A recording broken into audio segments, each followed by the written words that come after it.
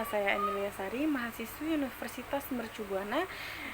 Di sini saya akan menjelaskan tentang jawaban dari forum 12 mengenai estimasi akuntansi. Untuk pertanyaan pertama, bagaimana konsep nilai wajar menurut SAK? Pada PSAK 68 mendefinisikan nilai wajar sebagai harga yang diterima untuk menjual suatu aset atau harga yang dibayar untuk mengalihkan liabilitas dalam transaksi yang teratur antara pelaku pasar pada tanggal pengukuran. Nah, berdasarkan definisi ini, PSAK 68 menganut exit price dalam menentukan nilai wajar. Maksudnya exit price ini harga ini digunakan untuk melepaskan suatu aset atau liabilitas, bukan harga untuk memperoleh aset atau liabilitas. Untuk pertanyaan kedua, apa yang disebut dengan estimasi akuntansi dalam SAK dan berikan contohnya. Dalam PSAK, pengertian estimasi akuntansi adalah penaksiran atas suatu jumlah moneter ketika metode pengukuran yang akurat tidak tersedia. Nah, estimasi akuntansi ini diperlukan dalam penyusunan laporan keuangan sebagai akibat dari ketidakpastian dalam aktivitas bisnis perusahaan. Nah, contoh dari estimasi akuntansi ini adalah estimasi dalam menentukan piutang tak tertagih, kemudian nilai wajar instrumen keuangan, kemudian umur manfaat aset tetap, dan lain-lainnya. Untuk pertanyaan ketiga, siapa yang bertanggung jawab untuk membuat estimasi akuntansi? Nah, manajemen yang bertanggung jawab dalam proses penyusunan estimasi akuntansi, sedangkan auditor bertanggung jawab untuk mengevaluasi kepantasan estimasi akuntansi yang dibuat oleh manajemen dalam konteks laporan keuangan secara keseluruhan. Nah, karena estimasi akuntansi ini disusun secara subjektif, maka sulit bagi manajemen untuk menentukan cara pengendaliannya, meskipun estimasi akuntansi ini disusun oleh karyawan yang kompeten dengan data yang relevan dan andal. Nah, oleh karena itu, pada waktu merencanakan dan melaksanakan prosedur untuk mengevaluasi estimasi akuntansi, auditor harus mempertimbangkan baik faktor subjektif maupun objektifnya dengan suatu sikap skeptisme profesional. Untuk pertanyaan keempat, jelaskan apa yang dimaksud dengan keberpihakan manajemen dalam membuat estimasi akuntansi. Keberpihakan pelaporan keuangan seringkali menuntut netralitas, yaitu bebas dari keberpihakan. Namun berbeda dengan estimasi akuntansi ini karena dapat dipengaruhi oleh pertimbangan manajemen. Nah, pertimbangan tersebut mungkin melibatkan keberpihakan manajemen yang tidak disengaja ataupun disengaja. Jadi, intinya dalam membuat estimasi akuntansi ini kan secara subjektif. Jadi, siapapun yang berada dalam manajemen perusahaan itu dapat membuatnya. Jadi, secara sengaja maupun tidak sengaja dapat terjadi keberpihakan manajemen dalam penyusunan estimasi akuntansi ini. Untuk pertanyaan kelima, alasan apa yang membuat auditor eksternal perlu menilai estimasi akuntansi yang dibuat manajemen? Karena estimasi akuntansi ini disusun oleh manajemen perusahaan dan proses penyusunannya juga tidak didokumentasikan dan diterapkan secara resmi, jadi tujuan auditor dalam mengevaluasi estimasi akuntansi ini adalah untuk memperoleh bukti audit kompeten yang cukup untuk memberikan keyakinan yang memadai bahwa semua estimasi akuntansi yang material bagi laporan keuangan telah ditetapkan, dan juga mengecek apakah estimasi akuntansi ini disajikan sudah sesuai dengan prinsip akuntansi yang berlaku dan diungkapkan secara memadai. Untuk pertanyaan keenam, apa risiko yang perlu dipertimbangkan auditor eksternal yang mungkin terjadi terkait estimasi akuntansi? Risiko yang perlu dipertimbangkan oleh auditor eksternal terkait estimasi akuntansi adalah yang pertama, itu proses manajemen dalam membuat estimasinya. Jadi kita mereview dan mengevaluasi proses manajemen dalam penyusunan estimasi akuntansi ini, termasuk penyusunan asumsi yang menjadi dasar estimasi, kemudian keandalan data yang digunakan, lalu ada juga proses persetujuan atau review intern. Nah, selain proses manajemennya, kita juga melihat hasil akhir estimasi akuntansi yang dibuat pada periode sebelumnya.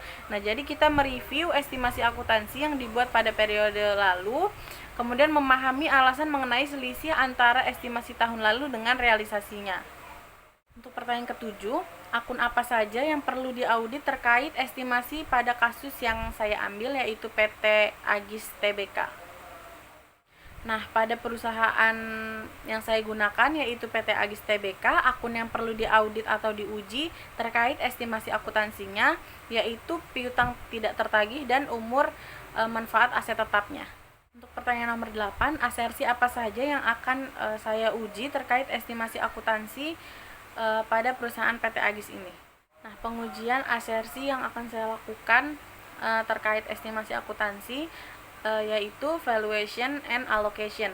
Nah, karena pada asersi ini kita sebagai auditor melakukan analisa kembali terhadap komponen-komponen aktiva, kewajiban, pendapatan, dan biaya yang sudah dicantumkan dalam laporan keuangan pada jumlah yang semestinya. Nah, sebagai contoh, manajemen membuat asersi bahwa aktiva tetap dicatat berdasarkan harga pemerolehannya. Nah, pemerolehan semacam ini secara sistematis dialokasikan ke dalam periode-periode akuntansi yang semestinya. Demikian pula, manajemen membuat asersi bahwa piutang usaha yang tercantum di neraca dinyatakan berdasarkan nilai bersih yang dapat direalisasikan. Untuk pertanyaan ke-9, bagaimana cara saya mengaudit estimasi akuntansi pada PT Agis Tbk? Nah, seperti pada video-video sebelumnya, saat melakukan pengauditan kita pasti melakukan 3 tahap, yaitu penilaian risiko, respon terhadap risiko, kemudian tahap pelaporan. Nah, pada tahap penilaian risiko, di sini kita akan mengidentifikasi kebutuhan entitas dalam melakukan estimasi akuntansi ini. Jadi, kita harus tahu mengapa estimasi ini dibutuhkan oleh perusahaan tersebut. Nah, hal ini dapat berawal dari transaksi, peristiwa, dan juga kondisi yang dapat menimbulkan kebutuhan estimasi akuntansi untuk diakui atau diungkapkan dalam laporan keuangan. Kemudian setelah kita melihat kebutuhan entitas, kita juga menilai proses manajemen untuk membuat estimasi akuntansi ini. Jadi kita lihat apakah mereka menghitung sendiri atau menggunakan tenaga ahli dalam membuat estimasi akuntansi ini. Kemudian kita juga melakukan penilaian terhadap hasil estimasi akuntansi yang dibuat pada periode sebelumnya. Jadi kita mereview hasil estimasi akuntansi periode sebelumnya dan memahami alasan mengenai selisih antara estimasi tahun lalu dengan realisasinya. Nah, tujuan dari mereview estimasi periode sebelumnya adalah kita melihat apakah estimasi akuntansi di tahun sebelumnya ini efektif atau tidak dalam proses estimasi manajemennya. Kemudian apakah adanya kemungkinan bias manajemen atau tidak. Kemudian bagaimana dengan keberadaan bukti audit yang bersangkutan. Kemudian kita juga menilai pentingnya estimasi. Maksudnya di sini kita melihat berapa sih nilai materialnya. Kemudian kita melihat apakah estimasi ini merupakan risiko signifikan. Maksudnya jika nilainya besar, maka harus dihitung dengan benar-benar. Jika kecil, tidak terlalu masalah. Setelah melakukan penilaian atas risiko, kita juga melakukan respon atas risiko tersebut. Jadi pada tahap ini, auditor memberikan tanggapan atas risiko yang telah dinilai pada tahap sebelumnya. Nah, pada tahap ini, kita melihat apakah estimasi akuntansinya ini sudah dibuat dengan benar atau belum. Jadi kita menguji bagaimana manajemen membuat estimasi akuntansi dengan data yang menjadi dasarnya. Jadi mengevaluasi apakah metode pengukurannya sudah benar atau belum. Kemudian asumsi yang digunakan oleh manajemen sudah wajar atau belum. Kemudian kita juga menguji efektivitas pengendalian mengenai bagaimana manajemen membuat estimasi akuntansi bersama dengan prosedur substantif yang tepat. Jadi intinya di proses ini kita meminta dokumentasinya, bukti bahwa buktinya ini kita lihat sudah benar atau belum, sudah andal atau belum gitu. Kemudian setelah melihat estimasi sudah benar atau belum, kita juga setelah melihat dokumentasinya, kita menilai seberapa andal bukti audit. Setelah meminta dokumentasinya, kita juga menilai seberapa andal bukti pendukungnya. Jadi pada tahap ini kita melakukan pengujian informasi pengendaliannya, kemudian metodenya, lalu juga asumsi yang digunakannya.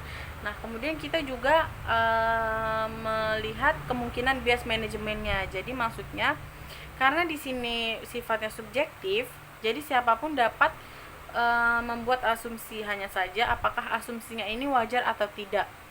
Nah, cara mengecek wajar atau tidaknya itu dapat dengan membandingkan dengan periode sebelumnya. Kemudian dapat juga dibandingkan dengan industri sejenis. Nah, jika memang rata-ratanya begitu, berarti memang wajar. Yang penting terdapat bukti pendukungnya yang kuat.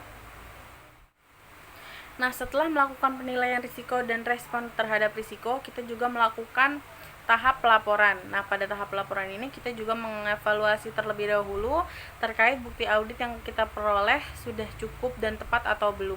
Kemudian kita melihat apakah estimasi akuntansinya ini reasonable dan sesuai SAK atau tidak. Kemudian kita juga melihat apakah pengungkapannya sudah sesuai dengan SAK atau belum. Kemudian kita meminta pernyataan manajemen terkait mengenai kewajaran dari asumsi-asumsi signifikan yang digunakan. Untuk pertanyaan nomor 10, hal apa saja yang perlu diungkapkan dalam laporan keuangan terkait estimasi akuntansi ini?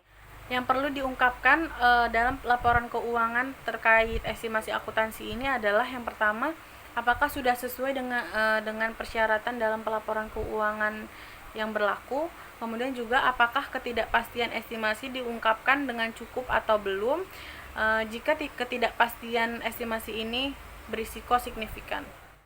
Sekian penjelasan saya mengenai forum 12 terkait estimasi akuntansi. Mohon maaf jika ada kesalahan. Billahi taufiq wal hidayah. Wassalamualaikum warahmatullahi wabarakatuh.